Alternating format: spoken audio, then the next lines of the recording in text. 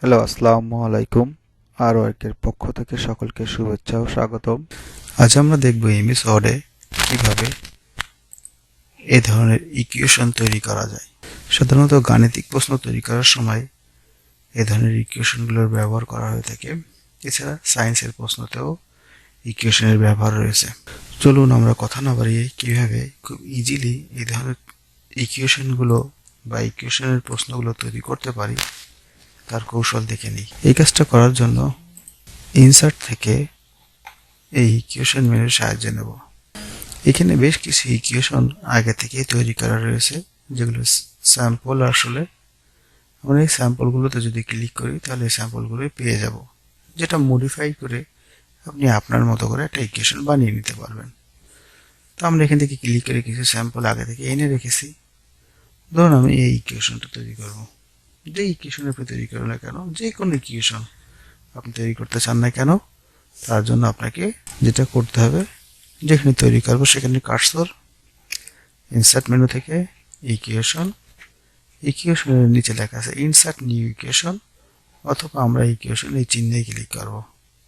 আর sample থেকে নিয়ে কাজ করতে চলে স্যাম্পলের মধ্যে একটা ক্লিক করব। আমি নিউ ইকুয়েশনে চলে গেলাম। ইকুয়েশন ক্লিক করার পরেই এখানে লেখা আসবে টাইপ ইকুয়েশন হেয়ার, এরকম একটা, এবং উপরে ডিজাইন নামে একটা মেনু তৈরি হয়ে যাবে। এবার ইকুয়েশনে দেখুন আমরা বেশ কিছু ফ্র্যাকশন, স্ক্রিপ্ট, রেডিকাল এই বিষয়গুলো পেয়ে গেছি।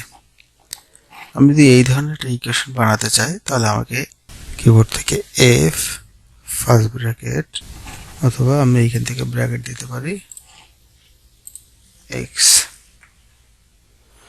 আমাদের উচিত হবে সবার আগে ইকুয়েশন তৈরি করার সময় ইকুয়েশনের স্ট্রাকচারটা তৈরি করে নেওয়া। এরকম পূর্ণাঙ্গ সংখ্যা না বসানোর পরিবর্তে আমি যে স্ট্রাকচারটা তৈরি করব, অর্থাৎ কি কি বসাবো তার একটা স্ট্রাকচার। এই দেখুন, যদি এটা বানাই একটা এইরকম স্ট্রাকচার লাগবে, যেটা আমরা স্ক্রিপ্টের ভিতরে পাবো। এই যে, তারপর প্লাস এক্সক্লেমেশনের মধ্যে সাধারণত এখানে যদি এইটা হয়তো তিনটা অপারেশন দেওয়া যাবে, তাই আমি মনে করি যে না, আমি নিচের দিকে আসি, আশা করি কখনো কখনো এরকমটা পেয়েও যেতে পারি। এই যে স্যাম্পল হিসেবে আছে, তাহলে স্যাম্পলটাকে এডিট করেও আমি কাজ করতে পারবো। হলো, এটাকে একমাত্র ব্র্যাকেট লাগবে, কারণ এখানে তো পুরোটা ব্র্যাকেটের মধ্যে রয়েছে, তাই একটা ব্র্যাকেট নিয়ে নিলাম। তারপরে একটা লাগবে আমাদের পাওয়ার, এই স্ক্রিপ্ট থেকে আমি এটা নিয়ে নিলাম। তারপরে যা রয়েছে আছে আমাদের একটা ফ্র্যাকশন, এখান থেকে একটা ফ্র্যাকশন নিয়ে নিলাম, প্লাস আবার একটা পাওয়ার, তারপর আবার একটা ফ্র্যাকশন। তৈরি হয়ে গেলে কিন্তু মূলত আমাদের ইকুয়েশন দেওয়ার স্ট্রাকচারটা এখন শুধুমাত্র আমরা টাইপ করলে এটা হয়ে যাবে।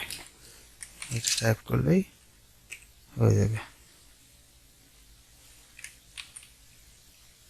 ইকুয়েশনে আপনি কাজ করার সময় চেষ্টা করবেন কিবোর্ড থেকে অ্যারো কি ব্যবহার করে কাজ করতে, তাহলে আপনি খুব কুইকলি ওদের অপারেশন পয়েন্টে চলে যেতে পারবেন। অর্থাৎ এই সেই ছোটো ছোটো পয়েন্টগুলো মাউস দিয়ে অনেক সময় কাজ করতে বা সিলেকশন করতে কষ্ট হয়ে যায়, কিন্তু যদি অ্যারো কি দিয়ে কাজ করেন তাহলে ওরা আপনাকে ওই পয়েন্টগুলোতেই নিয়ে যাবে।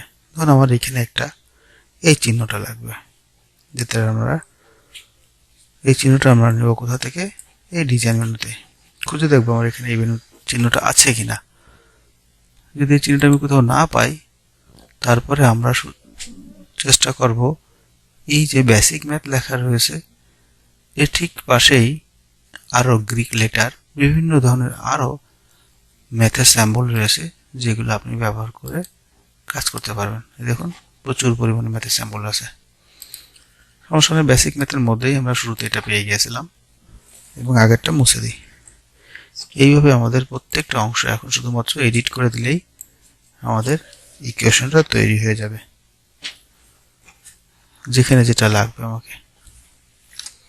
ইকুয়েশনের ক্ষেত্রে চেষ্টা করবেন ভুল না করার জন্য, কারণ ভুল করলে কখনো কখনো একটু বিড়ম্বনা তৈরি হয়ে যায়, তাই কাজটা একবারে যাতে করা যায় এই জন্য একটু আস্তে আস্তে কাজ করবেন। এই যে ইকুয়েশন হয়ে গেল। ইকুয়েশনের একটা অসুবিধা হলো আমি এখানে কোনো কিছু বাংলায় লিখতে পারবো না। ইকুয়েশন তৈরি হয়ে গেলে আমার এর বাইরে এসে যে অংশটা লেখার দরকার প্রশ্নের, সেইটুকু চাইলে বাংলা লিখতে পারবো, কিন্তু ইকুয়েশন বক্স এরিয়ার মধ্যে আমি কোনো বাংলা লিখতে পারবো না। এখানে অনেক সুবিধা রয়েছে, যেমন আপনি এটা হোম মেনু থেকে লেখার সাইজ বড় ছোট করতে পারবেন, এটাকে কালার করতে পারবেন, সবকিছুই করতে পারবেন এই ইকুয়েশনের মাধ্যমে। কিন্তু কখনো এর মধ্যেই আপনি কোনো বাংলা কিছুই লিখতে পারবেন না।